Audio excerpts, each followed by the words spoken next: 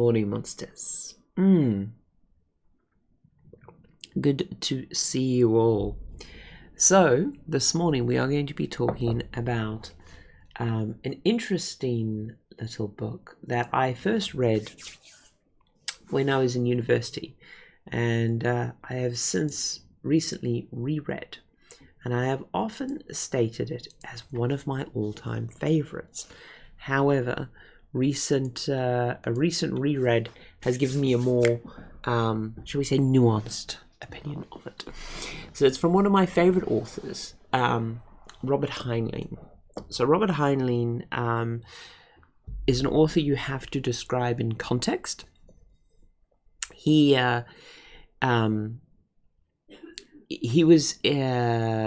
born. Oh God, when was he born? He was born in the 30s, I believe. Let me just bring it up here.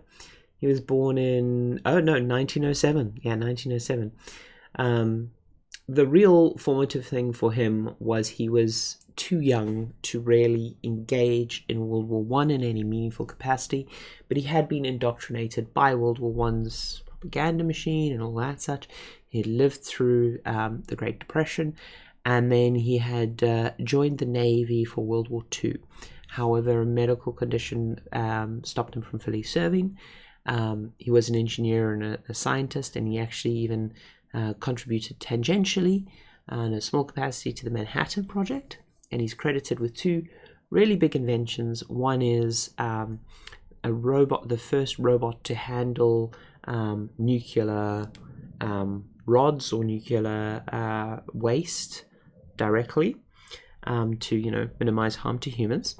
And the second is the waterbed, which he did not directly invent, but he described in such detail in Stranger in a Strange Land that when the person who did productize and invent it filed a patent, the inventor actually co-credited Heinlein for the invention, because he was like, well, I just built what he wrote about.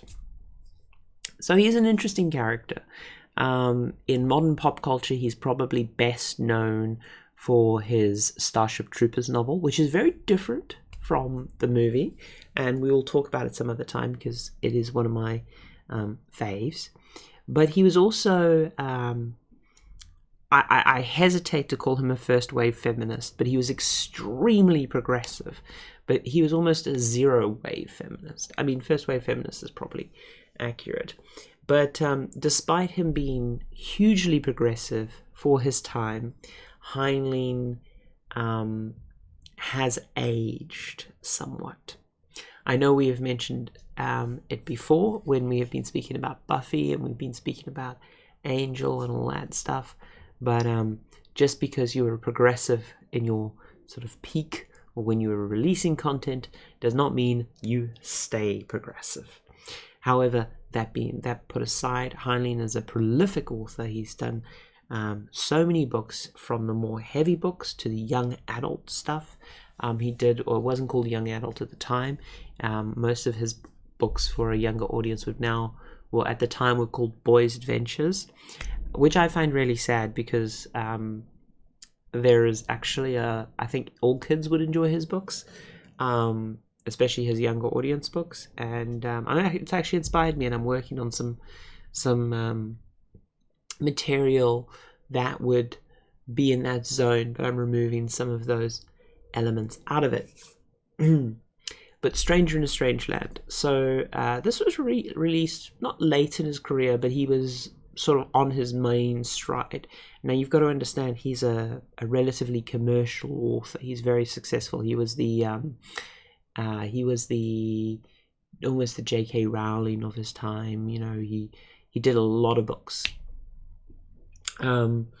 However, Stranger in a Strange Land is probably his biggest critical success, and in terms of fictional work, I would put it way up there. Just glancing at the awards and stuff it won, one of the things it got was in 2012, the US Library of Congress named it one of the 88 books that shaped America. So yeah, Stranger in a Strange Land is interesting because most of his books were written earlier, prior to. What you've got to realize is World War One, followed especially by World War Two, saw the formation under Eisenhower of the military-industrial complex. It was new, and much like when Google first came around, there was a lot of people who were like, "Oh my God, the military-industrial complex is really great," and they hadn't started seeing a lot of the problems with it. But by the time he got into Stranger in the Strange Land, he had developed a more nuanced opinion of the military-industrial complex. He had also started to see the rise of megacorps and conglomerations as sort of nation states came together, and there was a lot of political movement there. So he's very, very savvy to that.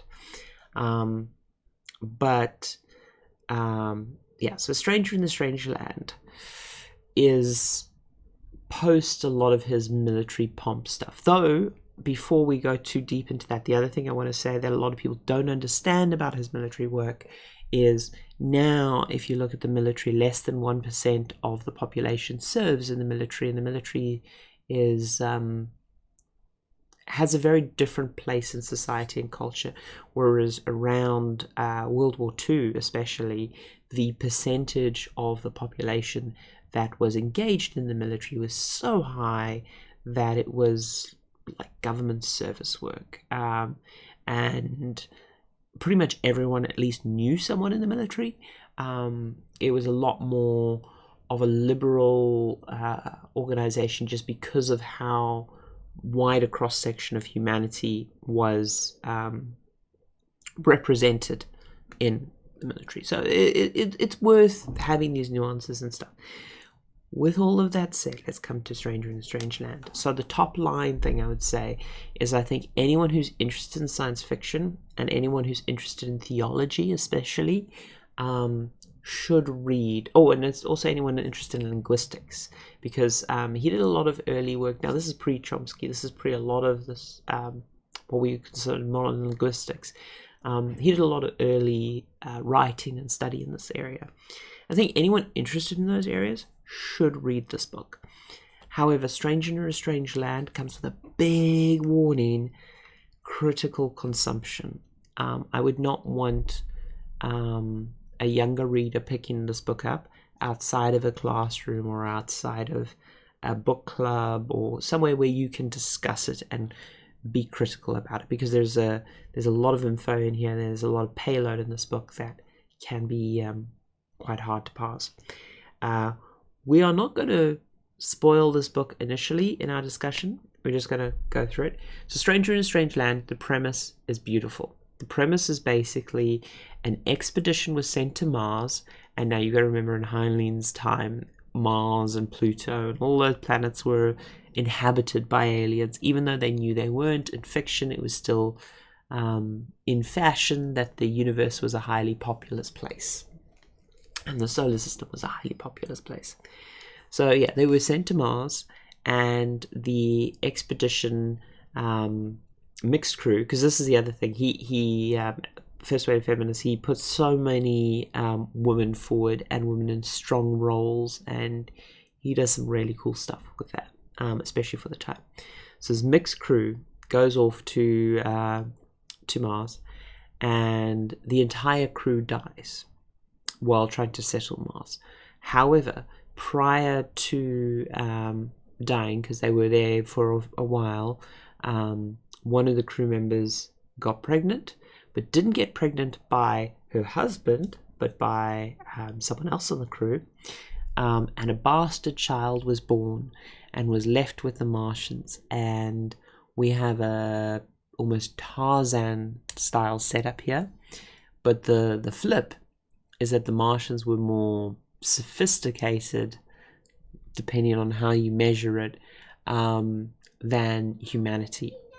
And he plays a lot with the concept of noble savage here a bit, because the expectation as you start to read the book is humanity has rocket ships, humanity is flying all over the place, it's humanity the future, they're sophisticated, and the Martians don't really have much, or we're put in a weird place. So the noble savage trope comes into play, and he subverts that in interesting ways, because it turns out that the Martians are extremely sophisticated. But here's the interesting thing: this baby that has been raised by Martians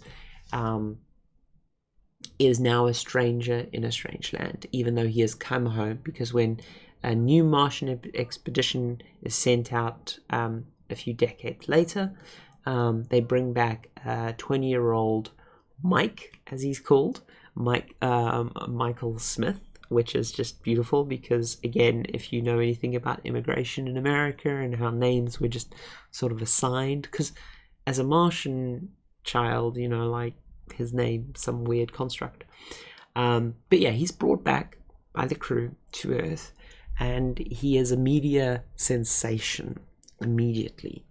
But he is, even though he is 100% physically human, he's been raised by Martians on a strange planet in a strange gravity, and that has a whole range of effects on him. The most interesting that you immediately see, and the one you expect, is his bone and weight mass and all that, and he's gangly and stuff. But as the book progresses, we realize the bigger difference that Mike has is the structures of his brain linguistically have been set by the Martian language, and the concept and norms he has are just totally different to anything humanity's experienced. And throughout the book, they tackle this where, because Heinlein knows that his audience is mostly American and Western, however, they're aware of other cultures in the world, right? So tackles things like cannibalism, right? In Martian culture, cannibalism is not only accepted, but it is highly praised. And he talks, so when the characters are tackling the topic of cannibalism, he doesn't just use the example of Martian cannibalism, but he talks about how almost every human culture at some point has experienced cannibalism, has dug through the period of cannibalism. You know, this includes American culture, British culture, most African and Indian cultures. It's quite something. It's really interesting how he attacks that. But potentially the most, and it's not only that. So, for example, Martians don't have genders; they don't have male and female, or rather, I should say, they don't have sexes. It'd be more correct. As I say, first wave feminism, so this book's way back. But he, when Mike comes to Earth the first time, he sees a woman, and that, I have to admit, is one of the cringier parts of the book that hasn't aged as well, because it was a slog to get through that part. I remember reading it in uni. I sort of raced through that part, but this time I was actually doing it as an audiobook. And as an audiobook, it's somewhat harder to, and it's one of the reasons why when I reread a book, I like to do it as an audio. It's harder to sort of brush past those awkward scenes, because you've got to listen and dwell in them. But as you finish the book, you realize that those scenes are awkward and those scenes are there for a reason. You know, because Heinlein, I mean, so this book is early 60s that's written. So it is part of the sexual revolution, and it's part of, and Heinlein always pushes the sex button and the culture button quite hard. So yeah, there's a lot of discussion around sexual norms, around monogamy. There's a lot of discussion around polyamorous relationships, things like that. And yeah, so it digs into that. But it's not only things like basic things like cannibalism, but he also starts tackling things like physics, right? So something a modern audience doesn't potentially appreciate as much unless you studied mathematics, but Western culture didn't have the concept of zero or the concept of nothing until quite late. We just didn't have the conceptual framework to think about the number zero. And that sounds ridiculous to a modern audience, but we didn't. Things like Zeno's paradox from the Greek stuff and early thinkers were generated by us trying to solve the problem of.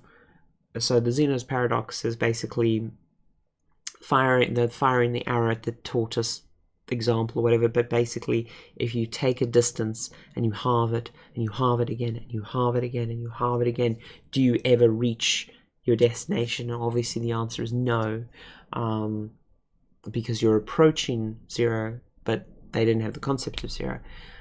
So a lot of early mathematicians, a lot of early thinkers, because this doesn't just affect maths, this affects like our concept of the universe. Like, can we even think if the universe has nothing in it, right?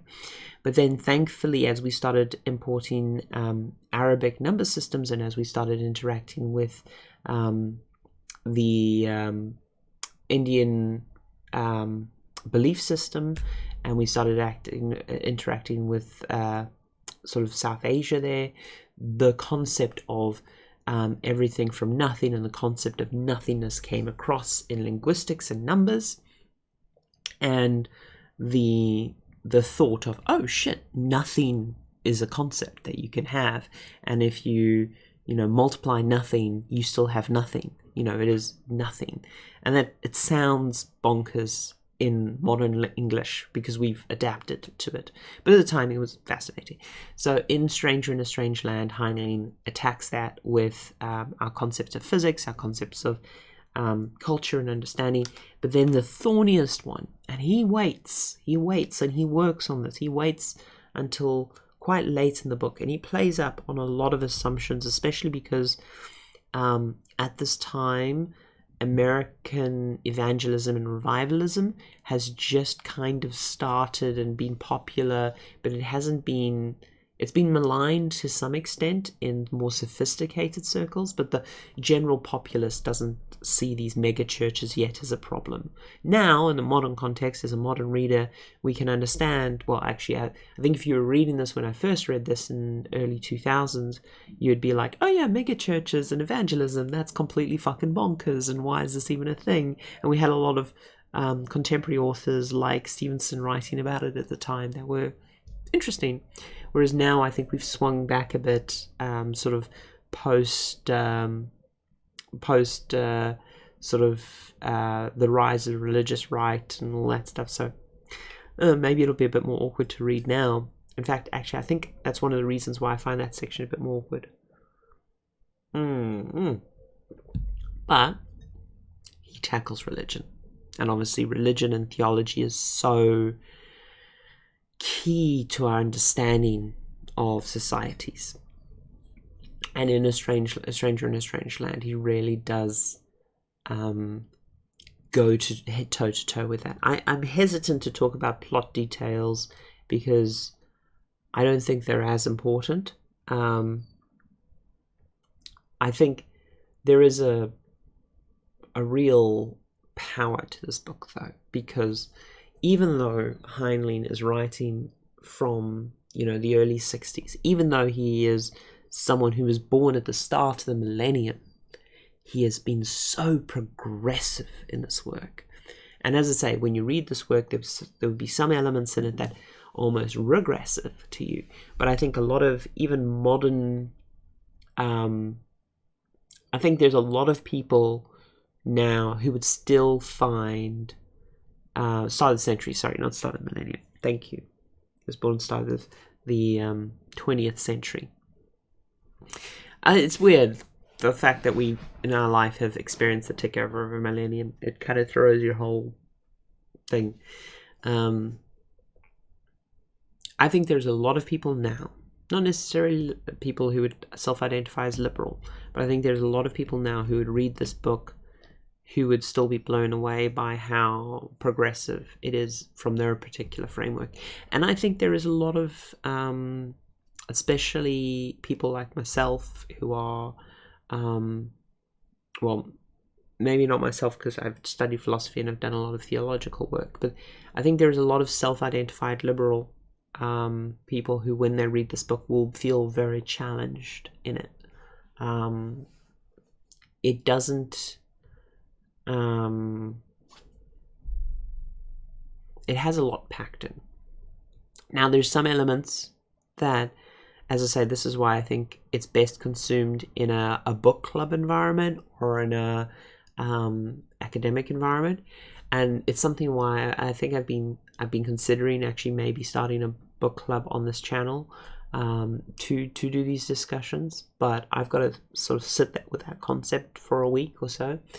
But the interesting thing about this is there's a lot of new concepts here that I think anyone will find challenging, but you really have to chew through it, and then you have to talk about it. You have to talk about it with people, because the thing is, like, the cannibalism is probably one of the better examples that's demonstrated as one of the trial flight balloons in the book. That if you consider, now there's a lot of good medical reasons not to be a cannibal, but it's like, okay, what are the actual societal and what are the actual conceptual reasons not to be a cannibal, right? I'm not talking about murder, but when someone dies, what are the reasons not to eat them? Now, it turns out, like, there's some quite simple anthropological and biological reasons not to be a cannibal. One of the clearest things is, hey, unless this person died a violent death, there's probably something in them that is bad, like especially if someone is sort of 80 and dead or 90 and dead, the chances of there being a build-up of he was writing before the discovery of prion disease. So there's a lot of modern biological elements that we know that cannibalism is not great, but working from the framework he was working from, it's like, and he doesn't advocate cannibalism in this book, but he uses that as a trial balloon to attack a lot of our concepts of what is society. He attacks capitalism in the book. He attacks is probably the wrong word. He challenges capitalism. He challenges religion. And I think one of the things that makes me a bit uncomfortable with the tail end of the book is when he's talking about God, and when he's talking about theology, he acknowledges as a given material dualism, which, fair enough, there's enough philosophers who do, and I don't think it would be productive for the book not to acknowledge that.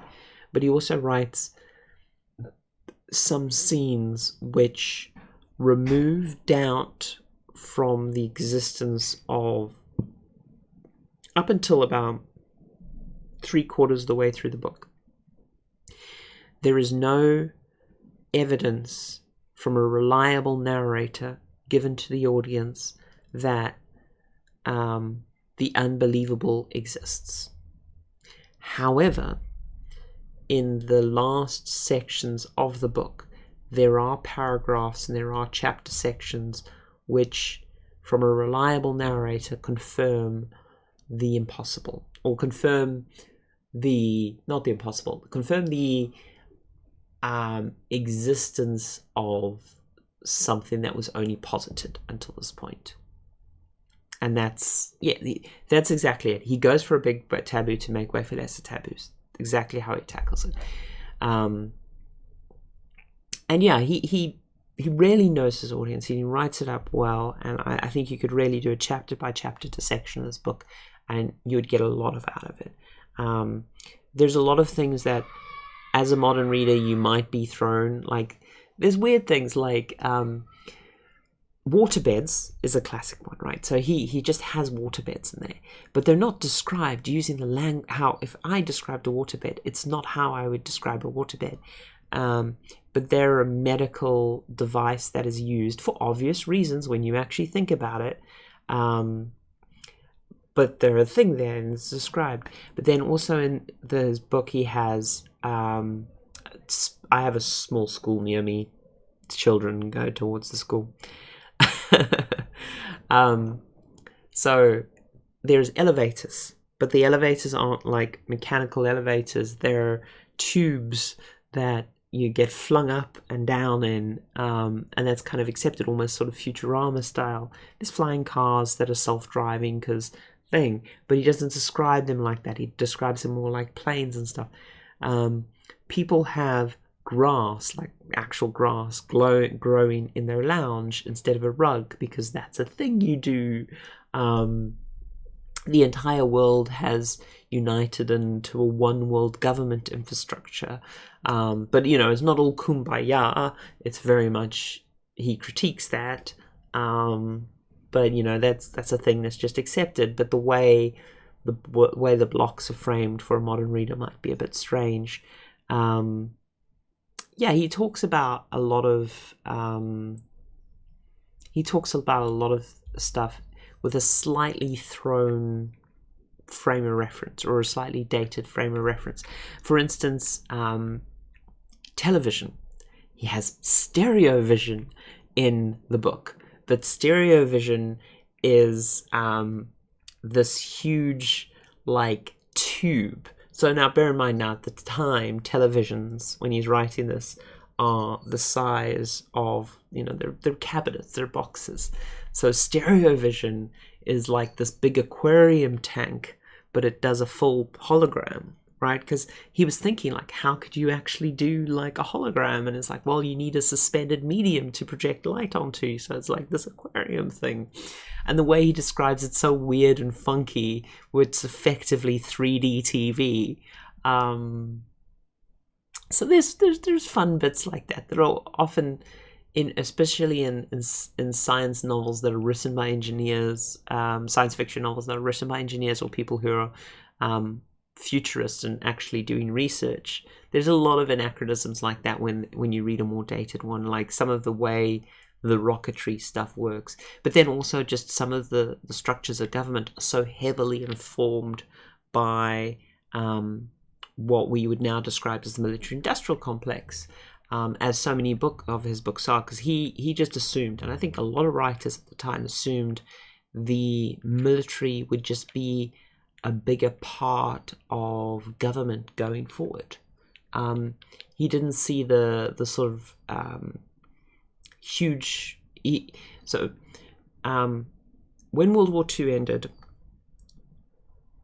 most people were still employed by the military, as in the scale back. People weren't immediately fired or sent back home. There was a slow scale back over time, and a lot of people thought that it was like post-World War One recession or depression in the 1920s, and a lot of them thought that it would scale back up in the future. And the joke's on them, because our military spending has increased, but we hire less people because now we just give money to corporations, and it's kind of strange. So when he talks about one world government and stuff, his one world government is heavily informed by military-industrial complex. However, all of that said, if you're an adult, or if you're willing to discuss this book in a more critical light, I cannot recommend Stranger in a Strange Land highly enough. It is a slog. It is a very hard read. You're not going to have an easy time with it. It's going to challenge a lot of your concepts, but also the language is going to be a bit dated. It's not going to be a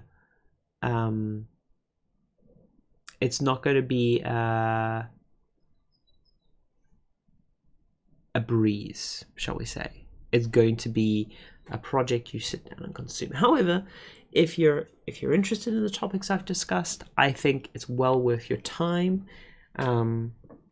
There's enough cheap copies out there. There's enough sort of digital copies out there that you get it for a couple of quid. And yeah, I think I wouldn't put it in my top 10 favorite books, even though I love Heinlein so much, but I would probably put it in my top 10 most influential books. And for that reason, I would say you should read that. So for those of you on YouTube, this is a live show where we talk about stuff in the morning from 8:30. Come join us on Twitch, or subscribe below.